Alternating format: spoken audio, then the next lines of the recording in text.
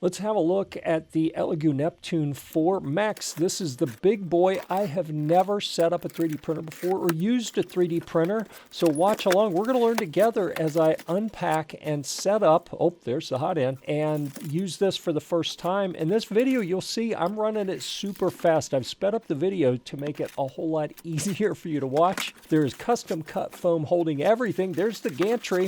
That's a big sucker.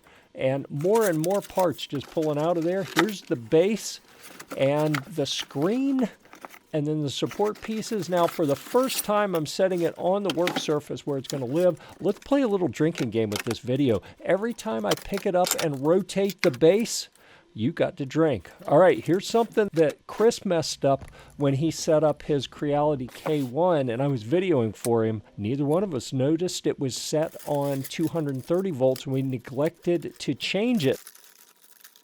So here I am looking in the hole with a little screwdriver, moving it from 230 to 115. Oh, drink. Oh, checking the directions. That's important. Not going to need those parts. Put those to the side. This is the Wi-Fi antenna being screwed in place. That was the little spatula. Let's put the gantry in place. Oh, we missed a rotation. Drink. There's another one. Drink again. You're going to be loaded before... Oh, drink again before this is over. Oh, Jesus. I don't think we can keep up with this. Just keep drinking, okay? I'm screwing the hot end in place. Drink again. Screwing the hot end in place here. I give up. You know, drink if you want to. That was the touchpad that I put in place. Drink again. Holy smokes. Now we're securing wires. Just keep drinking, okay? The support rods, one goes on each side. It connects at the top and the bottom. There are 4 screws total to hold the 2 rods in place. They really increase the rigidity of this 3D printer. That's the fan. It takes 4 screws, and you see I'm putting them in with the little drill driver there. Makes it a whole lot quicker. Then we're going to hook up all the wires. There's lots and lots of wires to hook up. And I apologize if you're getting thirsty. That's the runout sensor. See, we just missed a spin, so drink for that one. Now we're going through the bed leveling.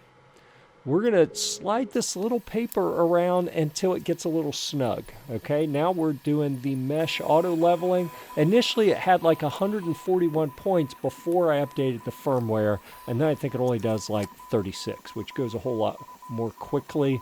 This is me setting up the Wi-Fi connectivity, checking out the LED lights. Let's print something. I'm using some Elegoo Black PLA. It even has a little desiccant pack in there to keep it from getting too much humidity. Cut the tip at 45 degrees, put it through the runout sensor, and feed it down into the hot end assembly. Oh my goodness, am I gonna print something already?